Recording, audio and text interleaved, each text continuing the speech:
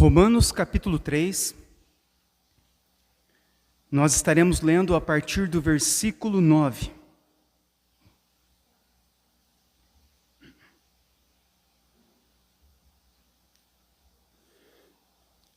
Diz assim: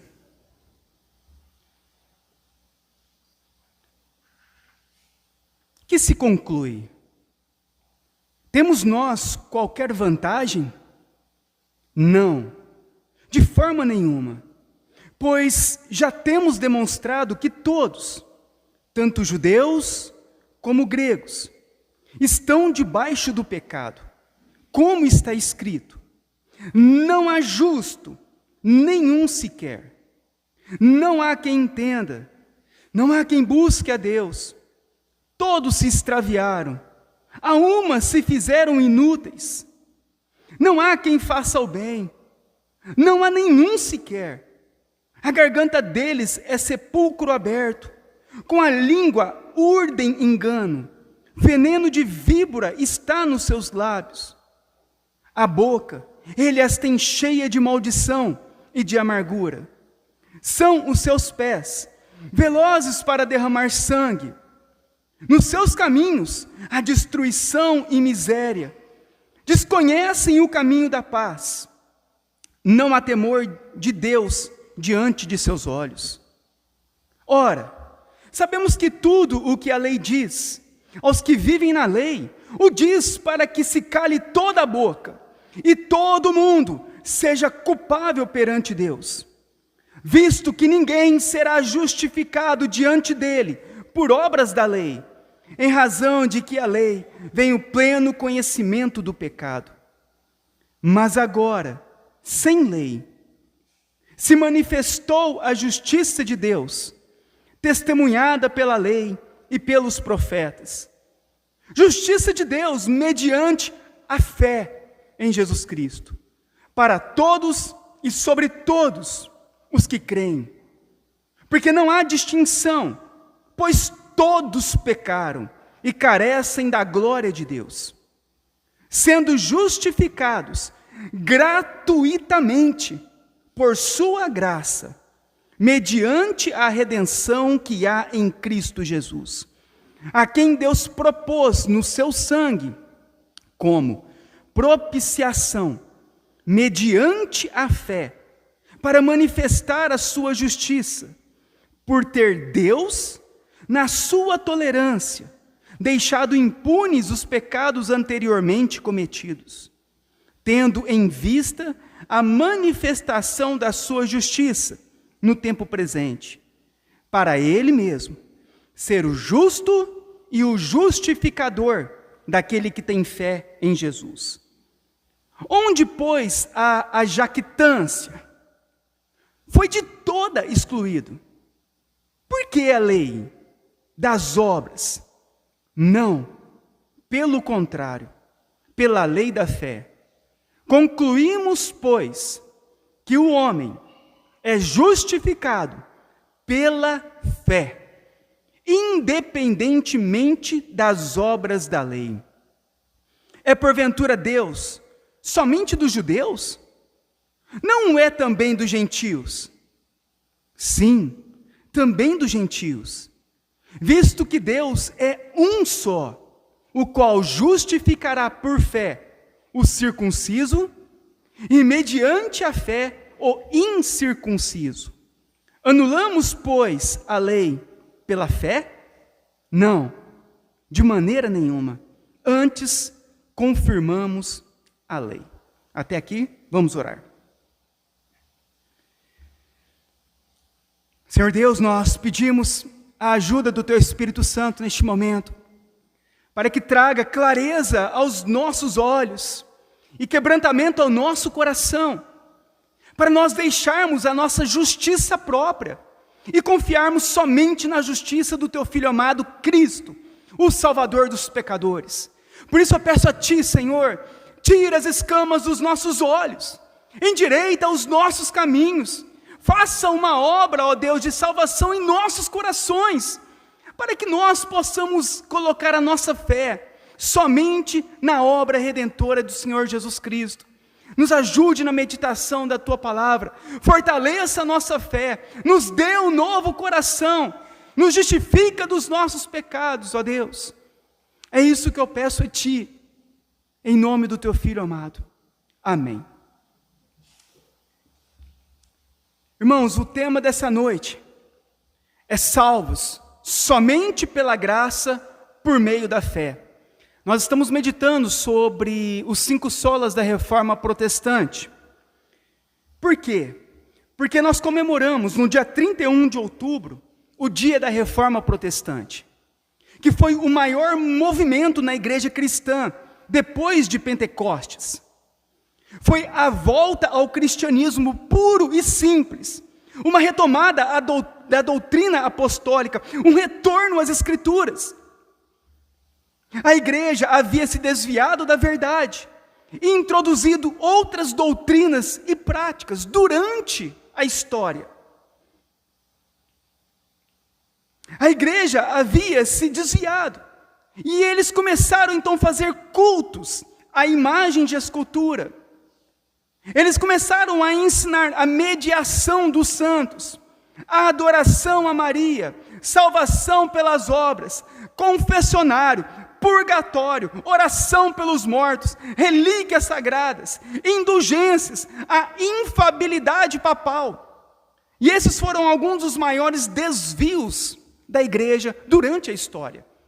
Então a Reforma Protestante, quando ela iniciou, é um chamado para a igreja voltar às Escrituras, para a igreja novamente retornar à palavra, aos ensinamentos claros e simples do Senhor Jesus Cristo.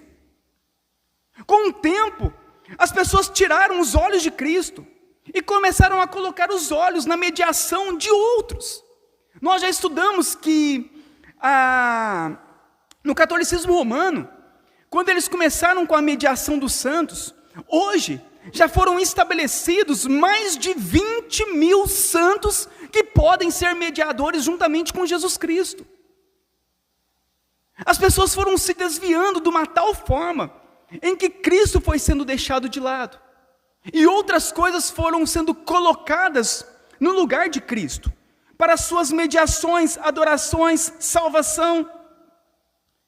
Então Deus preparou o momento, e as pessoas certas, para que essa volta acontecesse às Escrituras. No dia 31 de outubro de 1517, Martinho Lutero, ele fixa na porta da igreja do castelo de Wittenberg, na Alemanha, as suas 95 teses. E então inicia-se esse movimento da Reforma Protestante.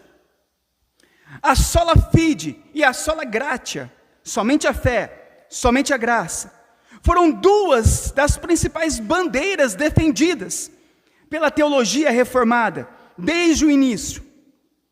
Todos os reformadores se levantaram vigorosamente contra a doutrina da salvação pelas obras, pelos méritos, pela colaboração ou cooperação com Deus na salvação. Quando se inicia então a Reforma Protestante, eles se levantam totalmente contra o que estava sendo ensinado naquela época pela igreja, que era a salvação por obras, salvação por méritos, salvação pela colaboração com Deus ou cooperação com Deus. A igreja ensinava isso para as pessoas. E os reformadores então se levantaram e gritaram contra isso. Desafiaram o maior império daquela época, a igreja católica romana. O Papa era o homem mais poderoso do mundo naquela época. Mas aqueles homens foram mais corajosos. Eles se levantaram contra os erros que eram ensinados pela igreja. E eles então iniciaram a Reforma Protestante, para que a igreja voltasse aos princípios escritos na Bíblia. Todos eles, desde o início do seu ministério reformado, afirmaram que somente a fé é o único instrumento que Deus nos dá, para que nós possamos nos apossar da salvação, que Ele concede gratuitamente, somente por sua graça. Mas essa não foi a única frente na qual os reformadores tiveram que defender a doutrina da fé. Eles também tiveram que sustentá-la em oposição ao formalismo religioso. Imagina naquela época, 1500 anos de história da igreja. Ao longo da história, já a partir do século III, a igreja começa a se desviar. Foram mais de 1000 anos de desvios doutrinários e teológicos feitos pela igreja. Chega um ponto que a igreja havia se deformado de uma tal maneira que ficou irreconhecível aos olhos das Escrituras. E o que aconteceu naquela época? Aconteceu também o formalismo religioso, que era caracterizado por dar mais importância aos rituais e às supostas liberdades espirituais ou superstições do que ao significado verdadeiro. Então tinha muito formalismo, muito ritualismo que havia surgido dentro da igreja. Velas acesas, as roupas diferenciadas dos líderes religiosos, muitas estruturas religiosas em torno do culto. Quando nós olhamos para a Bíblia, o culto é bem simples: louvor, adoração, pregação da palavra. É isso que é o culto, quando nós vemos o culto do Senhor Jesus Cristo, o culto dos apóstolos. Mas quando nós olhamos para aquela época, um ritualismo havia entrado dentro da igreja. Havia muitas superstições que haviam sido introduzidas dentro da igreja. Dentre elas, a oração pelos mortos, o pagamento de penitência em favor daqueles que morreram, para que aqueles que morreram pudessem ser salvos após a morte. Mesmo isso, não sendo verdadeiro de acordo com a Bíblia, as pessoas, pelo seu formalismo, ritualismo, pelas suas superstições, eles não estavam preocupados com a verdade. Eles queriam continuar vivendo a sua religiosidade. Houve também a secularização da fé. O que é a secularização da fé? É um comportamento que se manifesta indiferente às verdades religiosas. Ou seja, já não havia mais verdades absolutas. Cada um tinha a sua verdade. A igreja, o culto começou a ficar secularizado. Cada um com as suas verdades. Cada um com as suas crenças. Aquilo que estava escrito na Bíblia e definido pela Bíblia, já não era mais algo importante e principal para eles. O que era importante era aquilo que eles acreditavam, e não o que a Bíblia ensinava. Se parece até muito com muitas coisas religiosas em nossos dias também. O Concílio do Vaticano, chamado o Concílio Vaticano II, confirma: os bispos, sucessores dos apóstolos, recebem do Senhor a missão de ensinar todos os povos e de pregar o evangelho a toda criatura, para que todos os homens alcancem a salvação, através da fé, batismo e observância dos mandamentos. Então, o catolicismo romano, uma de suas doutrinas, de seus ensinamentos, de sua confissão de fé, eles afirmam que o homem, ele pode alcançar a salvação através da fé, mas não somente através da fé, também através do batismo e também através da observância dos mandamentos. Então, é ensinado até hoje que o homem, para ser salvo, ele precisa de batizar, ele precisa de obedecer os mandamentos e precisa de ter fé. No canone 12 do Concílio de Trento, também da Igreja Católica Romana, afirma: se alguém disser que a fé que justifica não é outra senão uma confiança na divina misericórdia que perdoa os pecados por causa de Cristo, ou que é só por esta confiança que somos justificados, seja excomungado. Então, outra doutrina do catolicismo romano é que se qualquer pessoa afirmar que ela será salva apenas pela fé no Senhor Jesus Cristo, eles dizem que essa pessoa que afirma isso deve ser excomungada da igreja. Então a salvação no catolicismo romano, ela é um processo com muitos passos. Precisa da graça real, da fé, boas obras, batismo, participação nos sacramentos, penitências, indulgências e guardar os mandamentos. Então no catolicismo romano, quando nós falamos sobre salvação, o que era ensinado, o que é ensinado até hoje, é que a salvação, ela não é somente pela fé, por graça, mas que envolve também obras, penitências, indulgências. O que é indulgências? É o perdão dado pelo sacerdote. Quando a pessoa peca no catolicismo romano, como que ela é perdoada? Ela paga a pena, penitência, ela vai pagar pelo pecado dela, fazendo alguma coisa, e depois o sacerdote vai dar a ela o perdão do pecado. Então no catolicismo romano existe a indulgência, que é o perdão dado pelo sacerdote. Mas a Bíblia não ensina nada disso. A Bíblia fala que somente Cristo pode perdoar os nossos pecados. Nenhum homem, sacerdote, líder religioso, pastor, papa, padre, tem poder para perdoar pecados. Mas eles afirmam isso. Então, basicamente, essa salvação no catolicismo romano é necessário batismos e boas obras. Para manter a salvação, é necessário boas obras e sacramentos.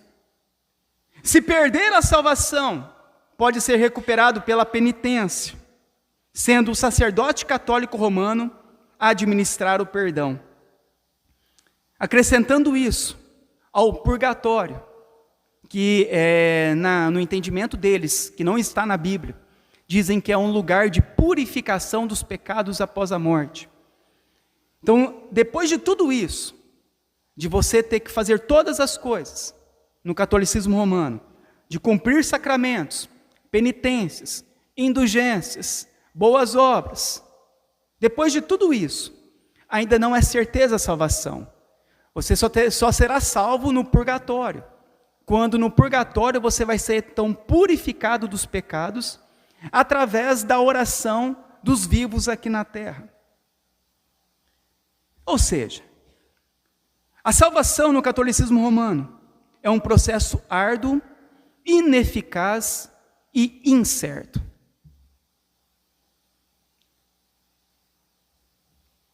E é isso que nós observamos. O quanto a igreja se desviou.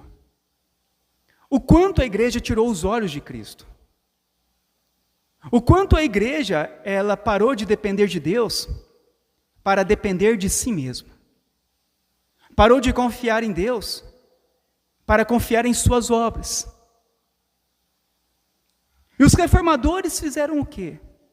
O tempo de se voltar para as Escrituras. Mas o que é que realmente a Bíblia ensina a respeito disso? Quando nós olhamos para o catolicismo romano, é necessário tantas coisas para a salvação, como eles dizem, o batismo, penitência, sacramentos, serviços, testemunhos de fé, guardar mandamentos, se desprender das riquezas. É tão complexo que nem eles sabem se eles têm ou não a salvação. Hoje, as pessoas acham que serão salvas porque são fiéis a Deus, que serão salvas porque dão dízimos e ofertas, que serão salvas porque são moralmente corretas. Tem pessoas que falam, eu vou para o céu, por quê? Porque eu sou uma pessoa boa, eu nunca matei, eu nunca roubei. Elas acham que vão para o céu porque são moralmente corretas, porque são praticantes religiosas.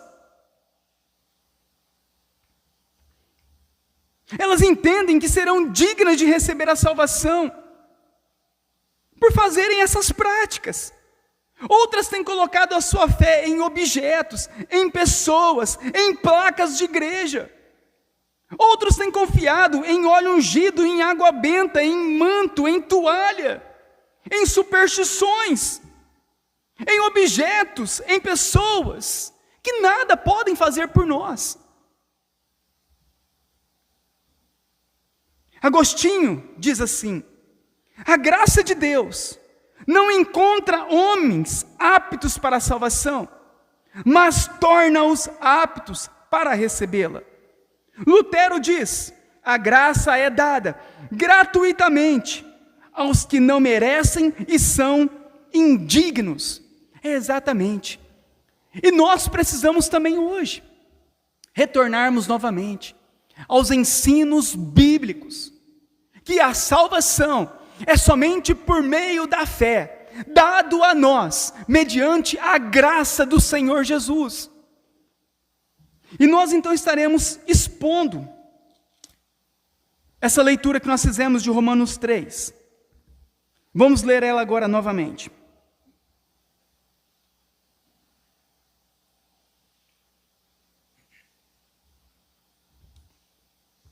Romanos 3, 9.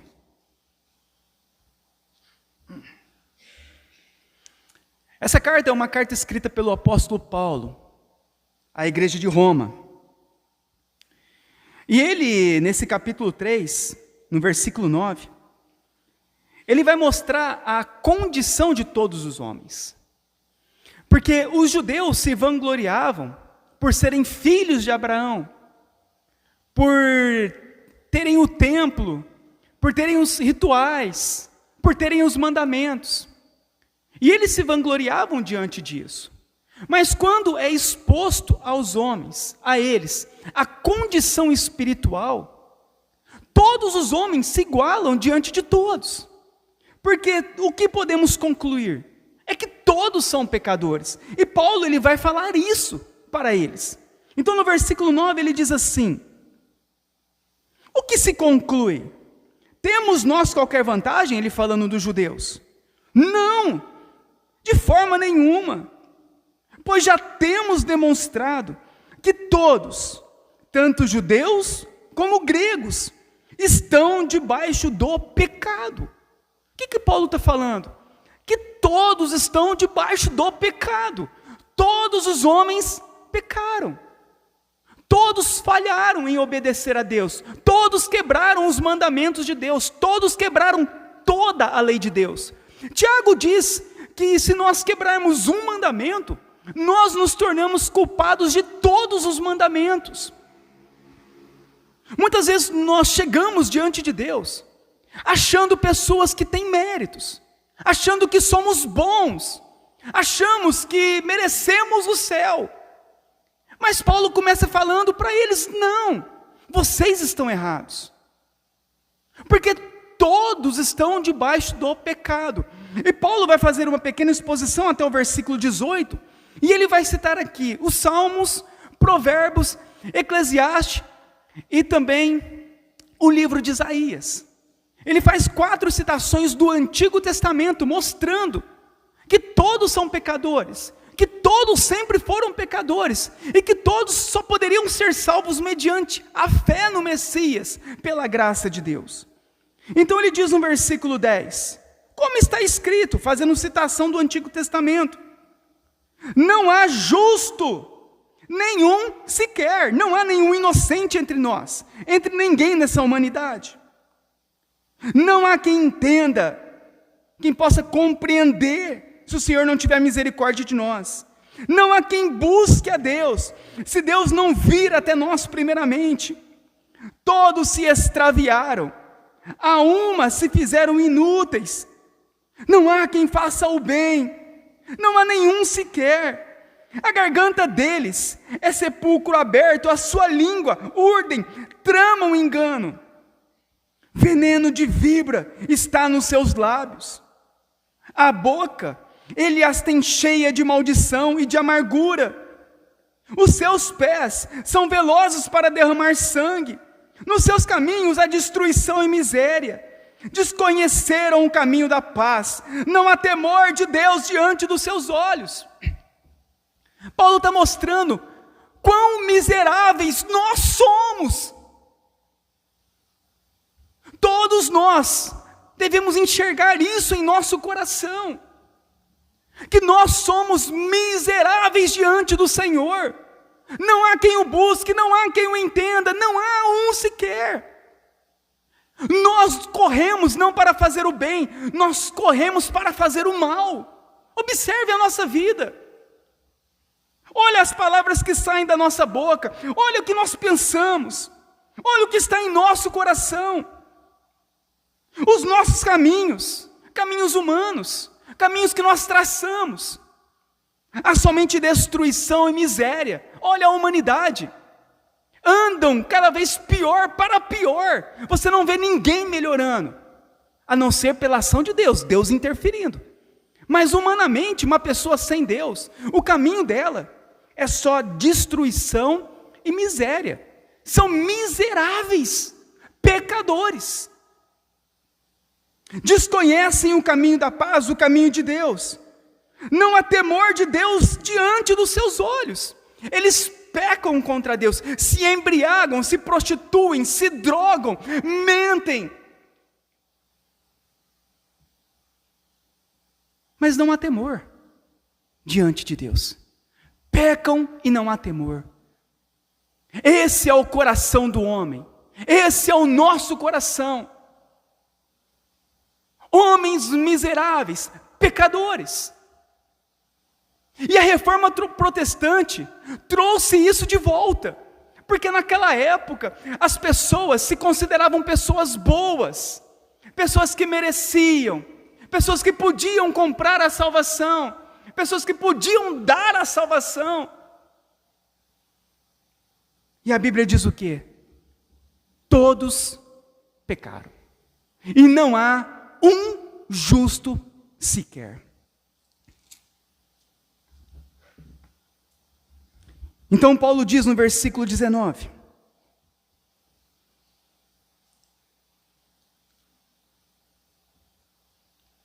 ora, sabemos que tudo o que a lei diz, aos que vivem na lei, o diz para que se cale toda a boca, e todo mundo seja culpável perante Deus, visto que ninguém será justificado diante dele, por obras da lei, em razão de que pela lei vem o pleno conhecimento do pecado. A lei, ela não foi nos dada para tentarmos nos salvar mediante a obediência a ela, mas sim para reconhecermos os nossos pecados e que nós precisamos de um Salvador. O que é ensinado hoje? Que para você ser salvo, você precisa de obedecer toda a lei. E quando você obedecer toda a lei, então você vai merecer o perdão de Deus, ou a salvação. Mas isso é totalmente contra as Escrituras. Porque nenhum homem é capaz de obedecer e cumprir toda a lei. Somente um foi capaz, Jesus Cristo. Então, quando Deus deu a lei a Israel, a intenção da lei não era para que eles se salvassem mediante a obediência e observância dela, mas era para que eles percebessem que eles não conseguiam cumprir a lei, e não conseguindo cumprir a lei, sendo a lei exigindo o cumprimento, eles então procurassem um Salvador. A lei foi dada para que o homem entendesse que ele precisa de um Salvador, não para que nós tentarmos nos salvarmos por obedecer, porque nós já falhamos, nós já pecamos, não há como você entrar mais no céu. Por um único pecado, Adão e Eva foram expulsos para sempre do paraíso. Você pecou já milhares de vezes, e você acha que você entrará no paraíso pelas suas boas obras, pelos seus dízimos e ofertas, pelo óleo ungido? Não! Somente por meio de Cristo. Ninguém pode se tornar justo obedecendo à lei. Para que isso pudesse acontecer, nós teríamos que ter obedecido ela de forma perfeita, desde o nosso nascimento até a nossa morte. Sendo assim, ao entendermos que não podemos e não conseguimos obedecer ela de forma perfeita, devemos entender que todos nós somos culpados diante de Deus. É o que Paulo diz. Olha o que ele diz. Tudo o que a lei diz aos que vivem na lei, o diz para que cale toda a boca, e todo mundo seja culpável perante Deus. É exatamente isso.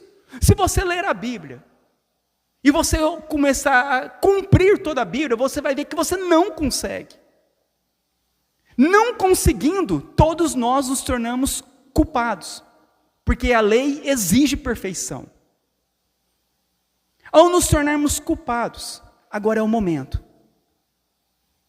de nós ou olharmos para Cristo, ou olharmos para nós mesmos e tentarmos nos salvar.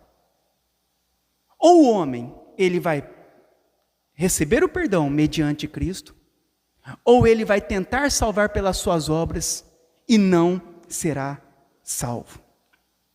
Visto que, versículo 20, ninguém será justificado, perdoado diante de Deus, diante dele, por obras da lei, em razão de que pela lei vem o pleno conhecimento do pecado. É por meio da lei que nós entendemos que somos pecadores.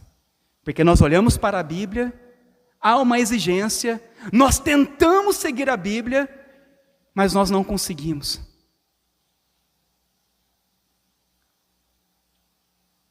Por quê? Porque a Bíblia quer mostrar para nós que todos nós somos pecadores. Versículo 21. Mas, agora sem lei. Por que agora? Agora com a vinda de Jesus.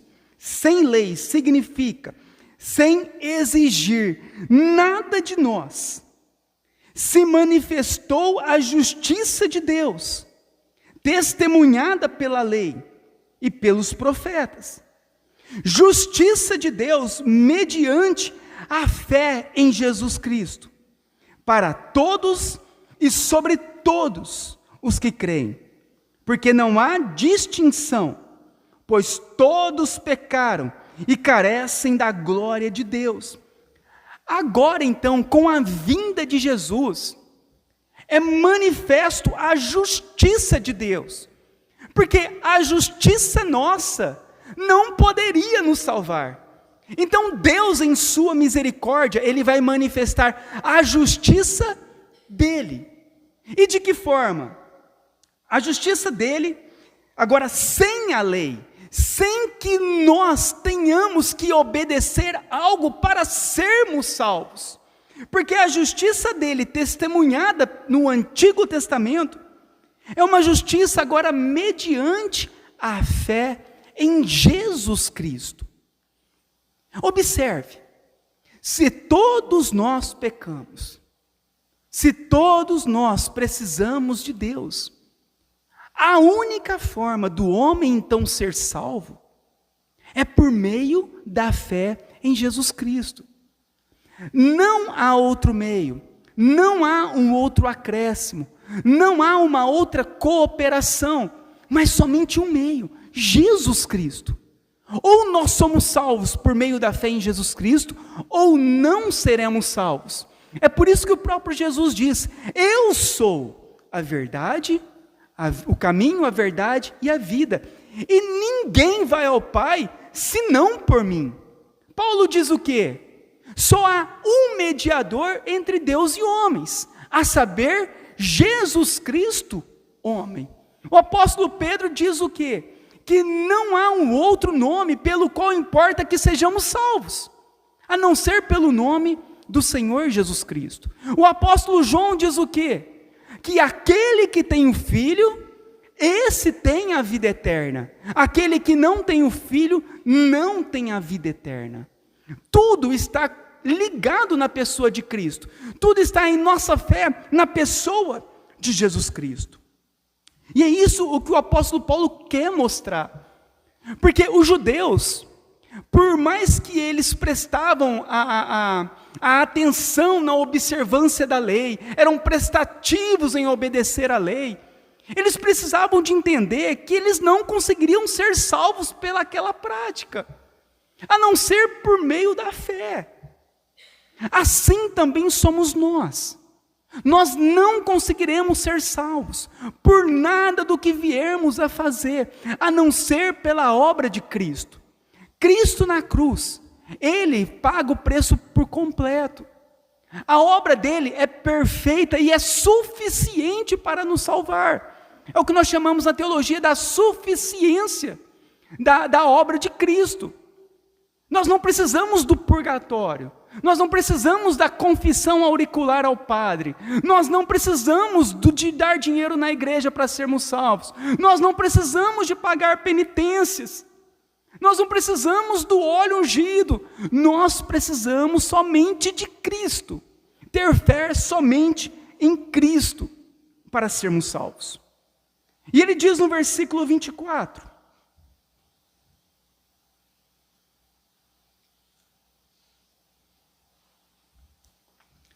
sendo justificados. O que é a justificação? A justificação é um ato jurídico de Deus que declara o pecador justo. Por meio da fé em Jesus Cristo, nós somos declarados justos por Deus. Cristo, Ele paga por todos os nossos pecados naquela cruz, de uma forma plena e completa. É por isso que Ele diz na cruz, tetelestai, está consumado, significa, está tudo pago. Cristo na cruz, Ele paga toda a nossa dívida por completo. Então nós não podemos mais sermos cobrados pela nossa dívida, uma vez que Cristo pagou toda a dívida. Então, quando nós falamos sobre justificação pela fé, fomos justificados, significa que nós somos declarados justos por Deus, por causa do pagamento feito por Cristo. Havia uma dívida, todos pecadores, todos estão endividados com Deus.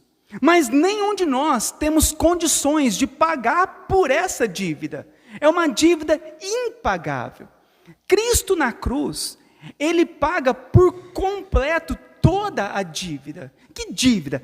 Todos os nossos pecados, do passado, do presente e do futuro. Toda a nossa dívida que nós temos para com Deus, Ele foi quitado na cruz. Quando? Quando nós colocamos a nossa fé em Cristo. E uma vez que foi pago as dívidas, Deus não pode querer cobrar novamente a mesma dívida. Se você pagou uma dívida, o cartório não pode vir querer te cobrar novamente, você pagou. O juiz não pode querer te cobrar novamente a mesma dívida, porque a dívida foi paga. É isso que é justificação. Cristo na cruz pagou plenamente a nossa dívida. É por isso que nós fomos declarados justos diante de Deus. Não que somos justos, mas como a dívida foi paga, nós somos declarados justos. Então Paulo diz o quê? Sendo justificados, declarados justos, perdoados dos pecados, de que forma? Gratuitamente, de graça. O que você fez para merecer Jesus lá naquela cruz? Somente os seus pecados. Nós não temos nada de bom em nós para merecermos algo. É por isso que foi dado de graça por nós, por meio da sua graça, de um favor que nós não merecíamos, mediante a redenção que há em Cristo Jesus. Então, por meio de Jesus, nós somos justificados, perdoados de todos os nossos pecados, de forma gratuita, por meio da graça. Imagina você tendo uma grande dívida impagável em um banco. De repente chega alguém e vai lá e paga para você. Você não merecia isso. A pessoa não precisava de ter feito isso, mas ela fez. Ela fez de forma gratuita, sem querer nada em troca. E ela fez por graça. Ela viu, sentiu misericórdia pela tua vida e pagou. E a dívida então ela foi paga, quitada. Por quem? Por Jesus Cristo. Versículo 25. A quem Deus propôs no seu sangue como propiciação, mediante a fé, para manifestar a sua justiça. Então, a quem Deus propôs no seu sangue como propiciação. O que é a propiciação? Nós aprendemos ontem no estudo bíblico. No Antigo Testamento, havia uma sala no templo chamado Santo dos Santos. E nessa sala ficava a Arca da Aliança. E uma vez ao ano, o sacerdote, ele entrava nessa sala, ele fazia então um sacrifício de um animal e aspergia o sangue desse animal sobre a Arca da Aliança. A tampa da Arca da Aliança chama-se propiciatório. Então ele chegava e jogava o sangue na tampa da Arca da Aliança. Para quê? Para apaziguar Deus com relação ao pecado do homem. Porque dentro da Arca da Aliança ficavam a tábua dos 10 mandamentos. Os mandamentos mostravam o quê? Que o homem é pecador. Apontava para o pecado do homem. Para apaziguar a ira de Deus sobre o homem pecador, o sacerdote então lançava, aspergia sobre o propiciatório, a tampa da Arca da Aliança, o sangue daquele animal inocente. E ele fazia isso uma vez por ano, para expiar o pecado de todo o povo de Israel. Então, quando Deus via aquele sangue inocente no propiciatório, apaziguava a ira de Deus sobre o pecado do homem. E havia naquele momento paz entre Deus e os homens por meio daquele sacrifício, daquele sangue. Aqui diz que Cristo, o sangue de Cristo, ele se tornou a nossa propiciação. Significa o quê? Que agora já não é mais o sangue de Cristo aquela arca da aliança.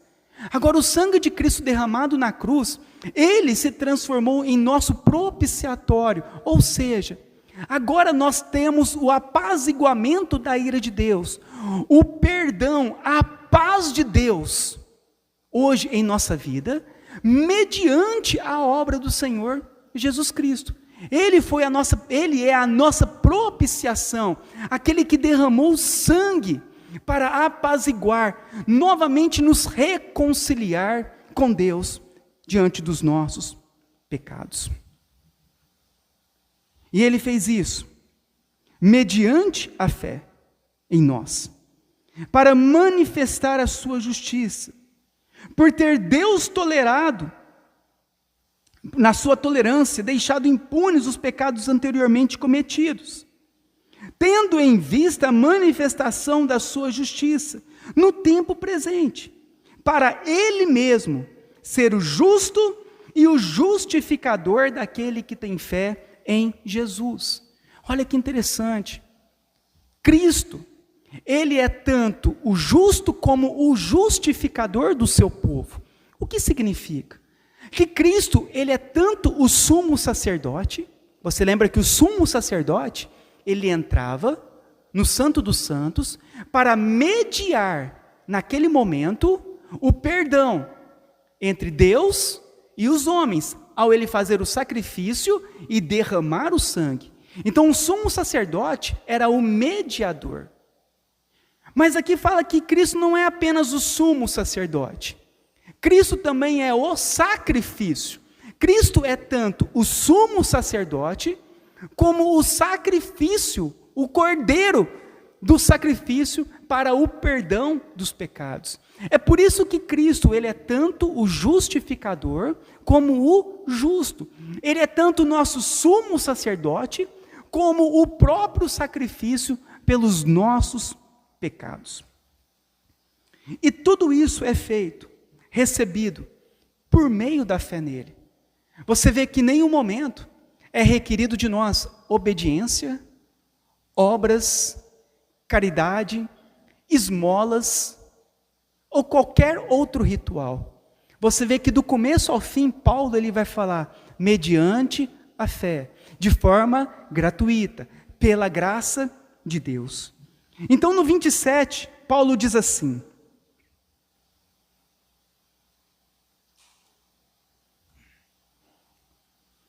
onde, pois, há a jactância?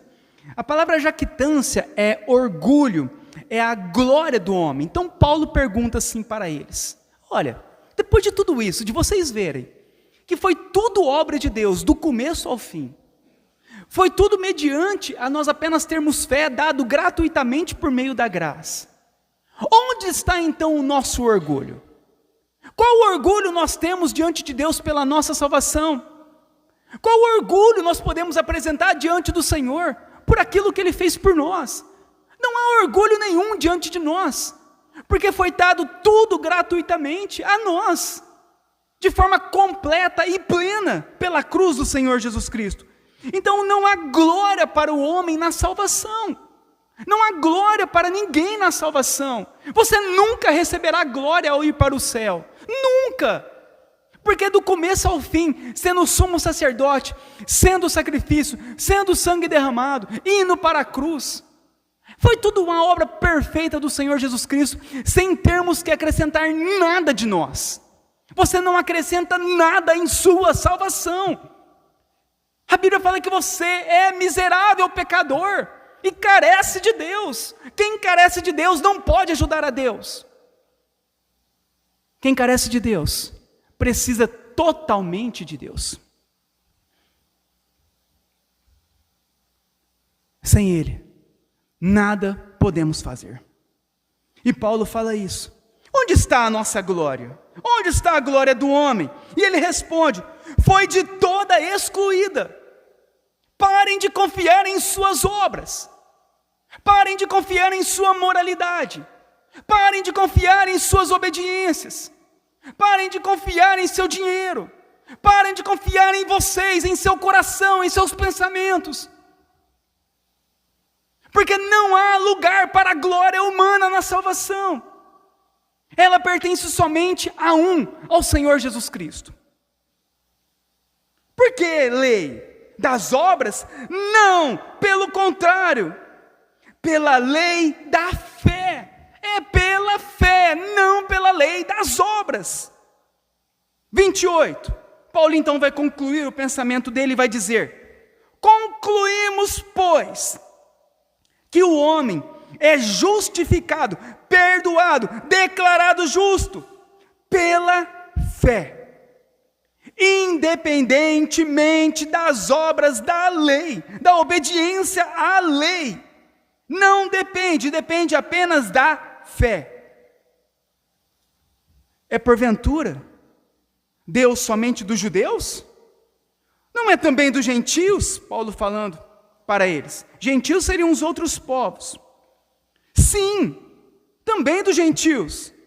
Visto que Deus, Ele é um só, o qual justificará por fé o circunciso, que é o judeu, e também mediante a fé o incircunciso, que são os outros povos.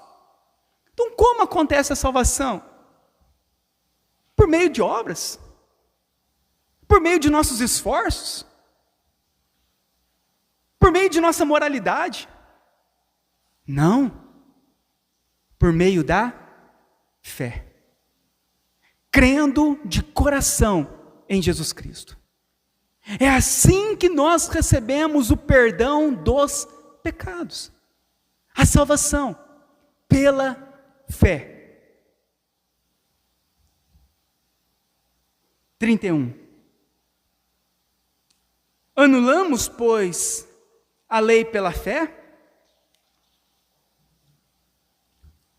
Não, de maneira nenhuma.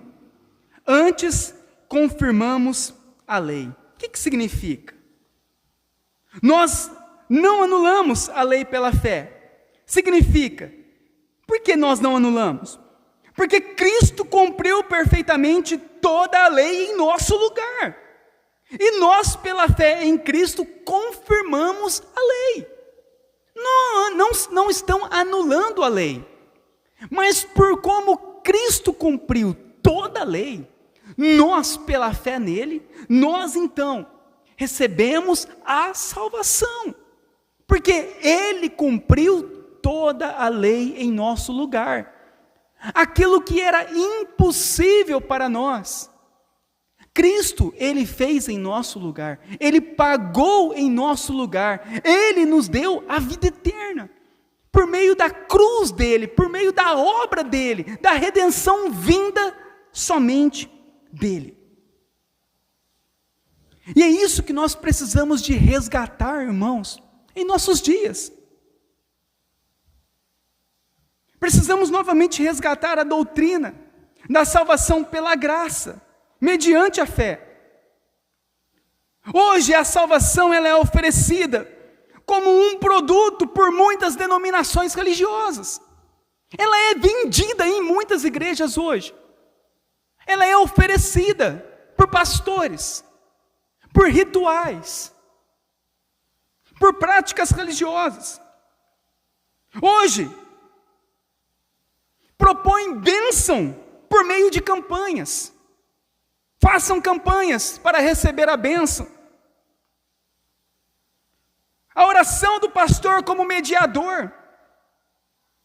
A denominação religiosa considerada como graça de Deus. As pessoas acham que serão salvas pela fidelidade nos dízimos e ofertas. O óleo ungido. A água benta. Os utensílios, candelabro, a arca da aliança, cajado de Moisés. Os vestimentos de judeus, quipar, shofar. Hoje, em muitos, são meios para se alcançar a graça de Deus e o favor de Deus. A cobertura espiritual que é ensinada em muitas falsas religiões, a qual o pastor pode proteger espiritualmente a pessoa. As pessoas tiraram os olhos de Cristo, tiraram o coração da fé em Cristo, da graça dada por Cristo gratuitamente, sem mediação humana, sem esforço humano, sem objetos, sem nada, apenas mediante a nossa fé em Cristo. E nós devemos voltar novamente a isso, a salvação, por meio da graça, dado gratuitamente a nós, pela fé. Felipe Melanchthon, que foi um amigo de Lutero, ele dizia assim: seremos justos, não quando olharmos para a lei, nem quando exibirmos nossas virtudes e ações diante de Deus, e sim, quando declararmos que Deus é propício a nós por meio da fé. É assim que nós seremos salvos. Quando nós irmos até Deus, por meio da fé.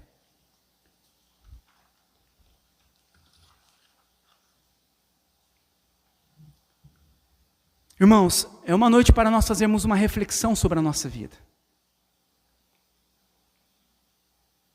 Porque talvez nós viemos à presença de Deus e achamos que se nós formos uma pessoa boa, nós iremos merecer mais de Deus.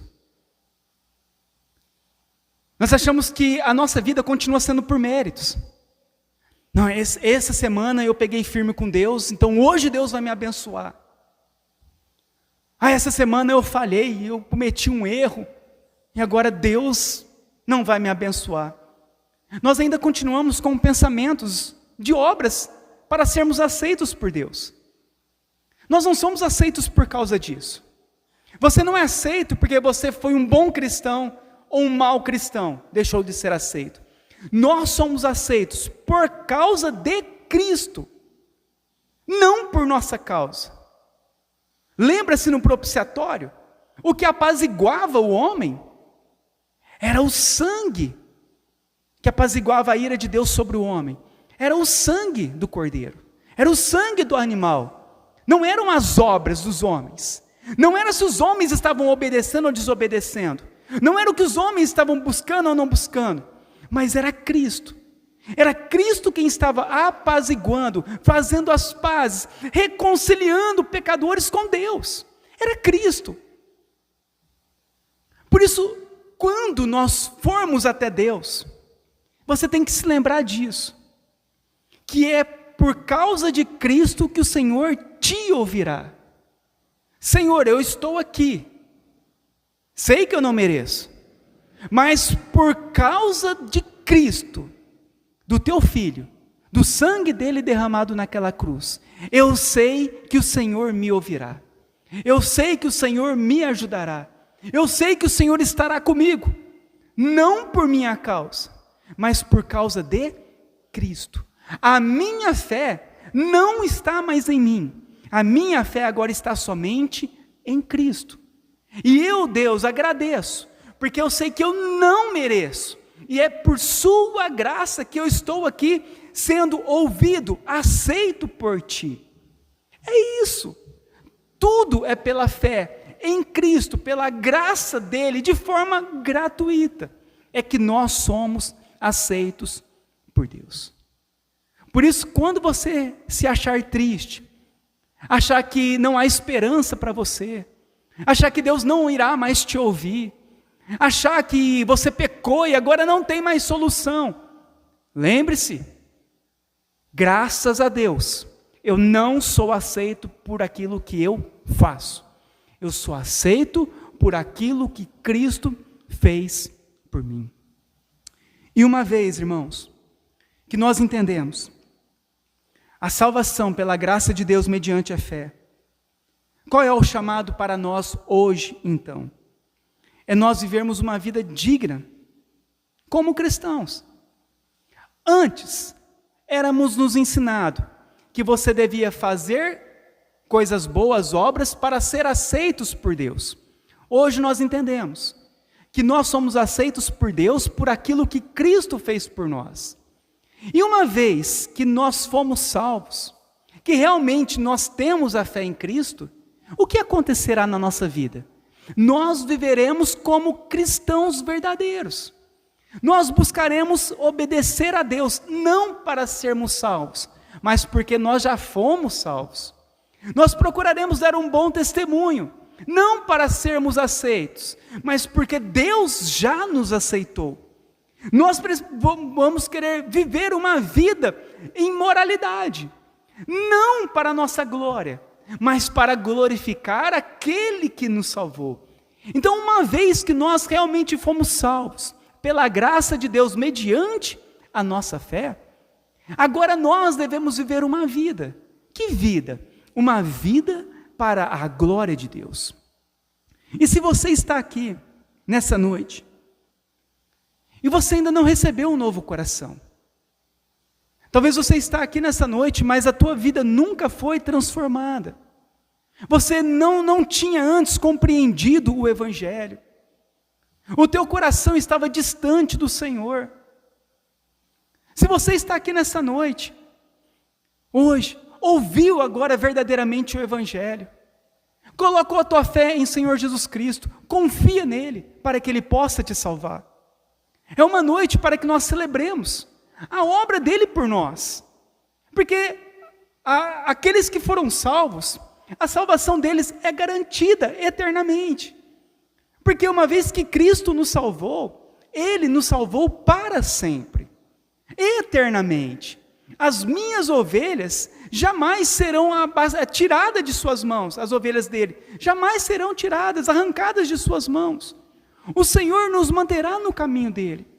Então nós que fomos salvos por Cristo, nós devemos glorificar a Deus e termos paz com Deus nessa noite, porque nós sabemos que se amanhã nós não estivermos mais aqui, nós temos a certeza da nossa salvação, porque nós colocamos toda a nossa confiança em Cristo. Mas você que ainda não tem certeza da tua salvação, é uma noite para você ir até Cristo, clamar por Cristo, pedir a ajuda de Cristo, para que Ele possa te salvar. Porque não é por obras, não é por nada que merecemos, mas por graça dEle.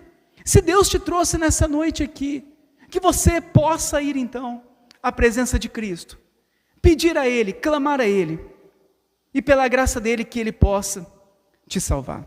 Vamos orar então nessa noite.